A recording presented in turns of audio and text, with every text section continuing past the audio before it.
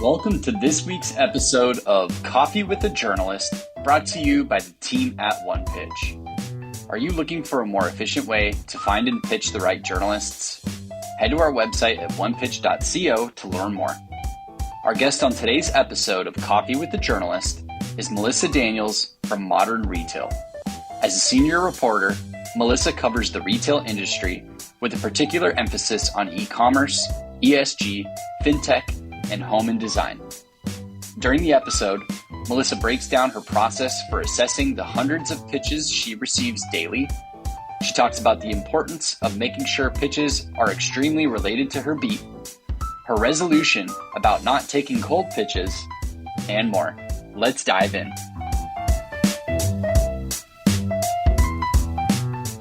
Welcome, everyone. This is Coffee with a Journalist, where we talk with real journalists and hear about what they don't like, frankly, about publicists and how to make their lives hopefully better with pitching. So that is what we're here to solve. My name is Beck Bamberger, and I'm here today with Melissa Daniels, senior reporter from Modern Retail, covering all types of retail things, stuff, trends, all the things. You have a wide breadth, Melissa. So thank you for being here. Hi, thank you so much for inviting me on. It's really great to be able to talk about this. It's one of my favorite topics in media, really, this dynamic between our professions. Yes. Tell us more, Melissa. First, with your inbox, how is it? You know, it's sort of fun. You're the first person who's been saying that. Tell us more. Yeah. Okay. Well, just to lay the groundwork, as it were, I've been doing this for about 15 years as far as professional reporting. Yeah. So when I started, I was in college working at my student newspaper when Politico launched, and everyone said you couldn't do an online-only news publication. Mm-hmm. So let's just remember how much media has changed in that time, because I think that's really, part of why the dynamics between publicists and journalists is so crazed right now, because the whole way the industry works has been upended, right? Mm-hmm. Completely. So my role right now, I'm super fortunate to have a really fascinating beat. I cover the evolution of retail and e-commerce for Modern Retail, which is a publication owned by Digiday, the publication that covers a lot of advertising news. So all kind of in your wheelhouse as well. And we get to have a lot of fun because we kind of get to go wide, but we also get to go deep. It just really depends on the topic and where your nose leads you. So some of the areas I focus on are, a lot of ESG stuff, a lot of environmental, social, and governance roles at companies. I do a lot of fintech because that's an area I'm really interested in, payment technology, checkout, that whole nine. I like to tell my friends that I can tell you everything about why you spend so much money on your phone. So true. That's lovely. It's fun. We all do it. Yes. And it's annoyingly easy. So I think that's the big hook there. Yes. So we get into all of it, as far as sectors and products. I love it all. I love a good CPG brand. I love a good home cleaning product. Those are some areas that just as a consumer really interests me. So it's fascinating to write about them. Mm-hmm. When you talk about my inbox, though, it's a nightmare. It's a total nightmare because I get hundreds of emails. A day? A week? Oh, yeah, hundreds a day. Hundreds a day. Yeah. Damn. And I'm an inbox zero gal. Oh, you're in that club. Me too. There's nothing more satisfying. Yes. Don't you love it? Don't you feel good at the end of the day? Yes. For me, the best of the best is the Friday zero. When you're it is 3:00. Well, we have 4-day work week at BAM, but just to be okay. Red. And I am hitting Saturday, Saturday, it's not oh God, you look at it and you're it's such a, so satisfying. So I feel so how do you manage then with the hundreds you get every day? There's a lot of quick deletes. Absolutely. I tend to start my day on my phone, right? I'm with my dog, I'm with my kiddo, and I'm there with a cup of coffee starting the day out. Yeah. And I'll look through my inbox and I'll do a quick scroll for anyone that I'm already actually in contact with. Okay. So I kind of try to get the business out of the way, and then we go through that day's fresh pitches and all the new people or, all the lists that I'm on. So then I start going through all that, and all that stuff gets deleted really quick, or it just gets filed away. If it doesn't get deleted, it gets pulled into one of many, many, many folders. As much as I am an inbox zero gal, my organization probably would leave some to be desired, but it works for me. So I do it my way. Is this a furniture company? Is this a sustainability topic? Is this a report with data I want to come back to? Is this someone's contact information I want to save? I just kind of file it all away. And there's probably, on any given day, somewhere between 300 to 400 unread messages in my inbox. I still call out inbox zero because I'm zero on the red. Exactly. That's my policy too. Yeah, I might need them, Exactly. I'm going to search for them. I'm going to save them. So, and I was thinking about this in preparation for this conversation because you really have about 4 seconds to capture my attention as a blind email. 4. I think you've got about 4 seconds. Yep. I like to think that I'm nicer than most reporters who get cold pitches. But let's get into that. Okay. Yeah. So for the 4 seconds, what are you looking at? I'm definitely looking at the subject line. I'm looking at the length of the pitch, and I'm looking at any bolded words or other links that you might have. I'm looking at where the sender is from. Do they have a signature? Is that signature from a PR company I know? Is this someone who's a consultant doing their own thing? Maybe they have cool clients. I try to get to the who as much as the what as far as the message that's being sent. That's the first time I've heard, Melissa, someone going in with kind of double checking, where's the agency from? Do I know them already? Yeah. Or is this an internal PR? I'm on a lot of internal PR lists. Is this an old school news release? I'm on a lot of lists from government organizations. I do a lot of policy reporting for us about that intersection of business and policy. So, is this an FCC news email? Well, maybe that's one I'm going to leave on read and I'll get back to it later in the day. So those are the kind of things that I might save it and keep back. Is this sort of official news? Those ones don't get deleted as quickly, So back to the subject line, because that's part of the 4 seconds priority. What is it in the subject line that stands out to you and you're like, yes, must click? Having the brand in there is huge for me. I want to know, client, say the brand. Yep. Yeah. If you're telling me okay, I pulled a couple examples of ones I really liked. And these are both ones that turned into stories. One is healthy baby Target launch under embargo ? Well, this caught my eye because it's an embargo. So this is still percolating. We love a Target story. I love a Target scoop.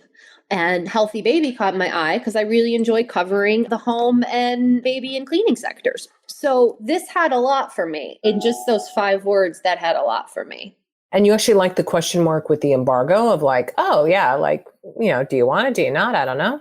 Yeah, doesn't bother me. Bother me. This PR person, actually, she just got back to me last week with something that she wanted to, a similar setup and a very similar subject line. I didn't end up writing about it. It wasn't a fit for where my head's at right now and for my calendar. It just was something I had to pass on, which is going to happen. I mean, I'm juggling 5 to 15 topics on any given day. God, yes.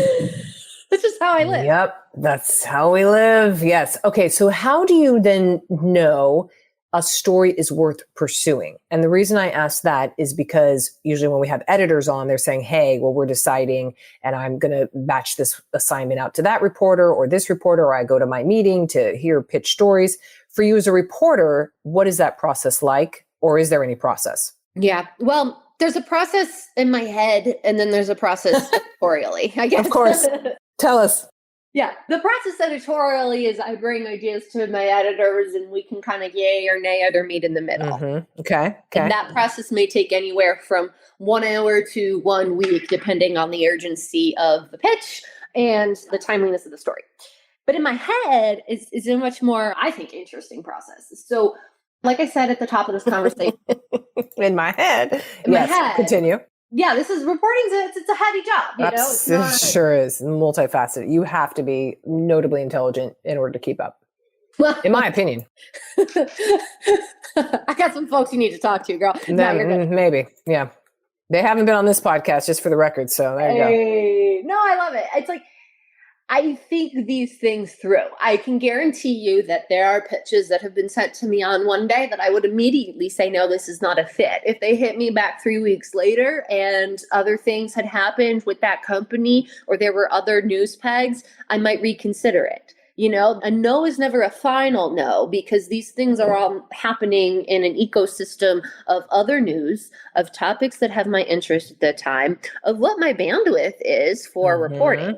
So if you send me a pitch that's, a new brand that's going to be in Target, say, let's stick with our other example. Well, if that's a brand that's in my wheelhouse of what I already cover, it's a cleaning product brand, it's a furniture brand, my head's already in those spaces. I have sources I can talk to. I have my finger on that pulse a little bit. But if it's something that it's like, we're going to be launching a product in, I don't know, maybe it's like an apparel line. I don't do a ton of apparel. So that's not necessarily going to resonate with me. However, 3 weeks later, if you come back and it's because that apparel brand has, I don't know, Stanley Cup branded t-shirts that are selling like hotcakes and that's going into Target, well, maybe then I'll take that as a news hit. Do you know what I'm saying? Like, it's so not in a vacuum. Yep. So multifaceted here, and the brain is boggling around how to figure out where it goes. Today's interview will continue after this brief message brought to you by OnePitch. Are you curious to learn about the unique ways OnePitch helps brands engage with the right journalists? Head to onepitch.co and create your own custom media list in 5 minutes or less. Now back to today's episode. Sources, Melissa, are you looking for specific kinds of people to give you some dirt or some stories? Yeah, always, always, always. I mean, some of my favorite stories in my entire career have come from people telling me things they're probably not supposed to, or that other people don't want them to talk about, right? I mean, that's good journalism in a lot of ways. Yes, agreed. And I can have a whole other conversation with you about the kind of journalism that's, more quote unquote positive.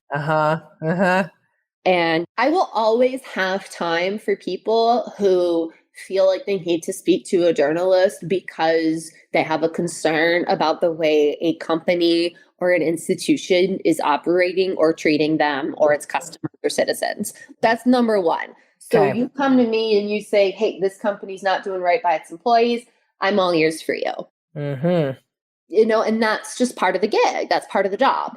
That being said, I love sources who are also really knowledgeable and really good experts. I love someone who knows, 10 to 15 times more than me about how furniture supply chains work, because they're going to be a great person to talk to when I want to talk about sustainable wood sourcing. I don't have all the answers. So helping, me educate myself is a big reason I connect with folks. And I try to keep those relationships as, collegial and, just kind of conversational as possible. Nobody wants to be just hit up for information all the time. I want to make sure they feel heard. I want to make sure they feel like their quotes and their, work is being represented accurately in what I write. So I don't take that relationship lightly, even though some people might look at it as a quote unquote dial a quote. It actually is quite a meaningful relationship to me as far as the expert sources. Well, speaking of relationships, Melissa, so how do you look to build relationships with publicists, if at all? Yeah, I mean, I'm always down for like a good coffee or Zoom chat in that sense. Yeah. Great. Tell me your client roster. Who are you working with? Who's doing exciting things that you're excited about? Because I can tell you, if you as your publicist aren't excited about what your client's doing, there's no way in hell my readers are going to care. So true. So just to clarify, you're down for like, hey, Melissa, I rep, 6 clients in retail tech. One I'm really excited about is X. You want to hop on a Zoom with me? You want to do a coffee? You're good with that? Absolutely. Yeah. I mean, it's like, I can't spend my whole day doing that. No, of course. Daily deadlines, but I usually say yes. I mean, I can't think of a time that I've said no when someone's put that on the table. And I know there's also situations where I've gone and had sort of non-background conversation with PR people or comms people because I proactively reached out to them. It's worked the other way around too, where I was like, hey, I really want to get to know you guys better because I'm really interested in your company. Can we chat? So it works both ways. This is good. Now, to clarify further, where are you based where maybe people can meet you up in person? This is a great question. I am based in the Mojave Desert. So nope, then we're not going there. I know. I saw Yucca Valley on your LinkedIn. I was like, maybe that's just a Yeah. Yeah. So I live about 30 minutes from the Palm Springs airport. So if anyone's ever in town in Palm Springs for whatever reason, that's a great place to find me. We'll actually be here for until the end of February, which I'm really excited about. I'm always happy to give tours of Joshua Tree National Park. That's where I go for my birthday every year. Get out. Okay. You're coming over. You're coming over. It's just something about it is so mystical. Now, a lot of it is blown up because of damn influencers and all this crap, but hey, it's all good. Okay, Melissa. So probably not meeting in person. You're not going to go to Joshua Tree Coffee, but that is a good spot in case you're going to be strolling through for J3. Yes. But by the way, have you been there lately? Yeah. Oh, it's now all LA-ish. Oh, it used to be a little shack in the back, as you know, and now I'm like, what is this? What is this with the pink tile? What? There's like vintage markets there every Sunday and Saturday. It's wild. Everything gets ruined, Melissa. It's okay. It's okay. I'm old, elder millennial complaining. Okay. Anyway, so we covered inbox zero. We covered relationship building, a little bit on the story approval process. Is there anything you wish to impart to publicists of like, please, I do not want this? Yeah. I have a list of them. And I'm going to preface this by saying in December, between, the craziness of Q4 pitching and holiday and trying to write, ahead of a break, I had a moment or two where I was like, I'm going to stop taking cold pitches next year, because I had gotten myself into some situations where I took cold pitches and then the expectations of what they thought I was writing, it seemed like they didn't trust me. They're like, oh, well, you're not going to print that, are you? And I'm like, well, that's not how this works. This is not that kind of relationship. And, then even after the story ran, they were coming at me saying that, oh, can you revise her quote to say X, Y, and Z? And that is not how this works.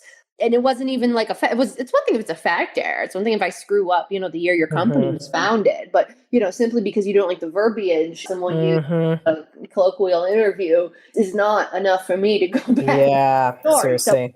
So I don't like that. I don't like people telling me how to do my job. That really grinds my gears. We talked a little bit about the subject lines matters. I don't like my name in a subject line. It feels very patronizing to me. Like Melissa, exclusive for blah, blah, blah. Yeah, because it's like, I have run email marketing too. Like, I know. Yeah, exactly. Like, you're not really personalizing this to me. So that to me, it's almost like a sign that you're mass pitching this, but want to make it. And, we're not getting fooled by that anymore. And if your response to a question during the interview, and, listen, there's a lot of reporters that think it's insane how often, I let or have like PR folks sitting in on my interviews. I mean, my counterparts in government and policy journalism would be astounded. They'd be like, why do you do that? And I said, well, I know how to do it now, and then I think when you're working with really good publicists and comms people, they know their role and they know that they're there to support and assist and be informational and follow up and support their client. But please don't interrupt. Like what? That's tough for me. Tough for me. It's like, unless it's something where like your CEO said the wrong date, the CEO had the wrong figure, or you say, Melissa, I'm going to get back to you because I think Joe shared those Q4 numbers, but I'm going to send you the link to the transcripts for the earnings so you can have the correct ones. Exactly. That's okay. But don't come in with your talking points on top of the CEO that I'm interviewing. Ooh, I bet that client doesn't like it either. So, right? Yeah. This isn't. Let's lower. My comms person had to hop in. That's bad. Yes. It's not the best look. Yeah. Oh, yeah. So that I don't really like. And back to I think the sort of specifics of email. I like a really clear. Your mileage may vary. Some people may not like this. But I like it to be clear and concise. If you say, hey, I have this expert and here's 5 different things they could talk about, that's almost like too much for me to process. Do you know what I'm saying? Like, I much prefer, especially if it's a cold pitch coming in from someone or a PR agency or a company I have no relation to, I like a very specific ask of me. Would you like to talk to my leader, Joe Schmo, about our company's launch in Y retailer? Like, make it a clear ask. Be specific in what you're offering. Specific. In other words, you don't want to pitch. It's like, hey, would you maybe be interested in product? It's like, interested why? Like, Because it's a launch? Because it's new? Because it's... Yes, exactly. And I get a lot of those. And it's not that the brands aren't interesting. I just have nothing to do with it, And like, unless you hit that like lucky strike where, I'm already writing about upcycled clothing brands. I'm already writing about candle companies, and you have me a candle company. Hey, maybe that's a great fit for that day. You hit the jackpot that moment, maybe. Not that I'm a jackpot. Not that I'm a prize, Beck. I don't want to be friends with it. That means you got to deal with me. That's the other thing. Know who you're pitching. If you don't want to deal with me, don't pitch me. Like, yeah. I think that's the quote of the episode. Melissa, as we come to the end here, we have a little rapid fire session here. Let me see your answers. So here we go. Video or phone interview? Phone. Yes. Bullet points or paragraphs? Bullet points. Short or long pitches? Long. Long? What? Like long how? What? I'm so surprised by this. I mean, like, I think long in a visualization, right? Give me your intro sentence. Give me your bullet points. Give me your closing sentence. Give me your link to your embargoed press release. Give me your link to your Dropbox. Give me your signature. Like... That doesn't sound that long, though. I guess that's not that long. Maybe I'm saying like... But okay. It's meaty. It's specific and meaty. Yeah, and like compartmentalized, organized. Yes, it's organized. Yes. Yeah. Well, yep. I love it. Okay. You already kind of mentioned this, but images attached, or you like a Dropbox zip file? Dropbox. Email or Twitter DM or X or whatever the hell we're calling it? Email. One follow-up or multiples? One. Direct or creative subject lines? Direct. Press release or media kit? Media kit. Oh, she likes a media kit. And then is there anything, Melissa, that you want to promote, highlight, celebrate, etc.? We are here for you. Oh my gosh. If anyone is going to be at E-Tail Palm Springs at the end of February, or on the off chance you'll be at Modernism Week in Palm Springs in mid-February, I will be there looking for home and design brands to speak with. And then I'll be at E-Tail talking on some panels and some chats about all things e-commerce. So Please find me. And if you happen to be in Joshua Tree, hit a Melissa up, basically. Yeah. Hit her up for coffee or take a little hike if it's not blazing in the middle of the summer. So there's a caveat there. But I love it. Well, thank you, Melissa. Thanks for being on. I hope you have a wonderful rest of like January, February in the beautiful desert that I love so much. And we'll see you there. And don't put her name in the subject line. You got it. Thanks, Beck. Thanks, Melissa. Take care. Bye now. Thanks for tuning in to this week's Coffee with the Journalist episode, featuring Melissa Daniels from Modern Retail. For more exclusive insights about the journalists on this podcast, subscribe to our weekly podcast newsletter at onepitch.co/podcast. We'll see you next week, but until then, start great stories.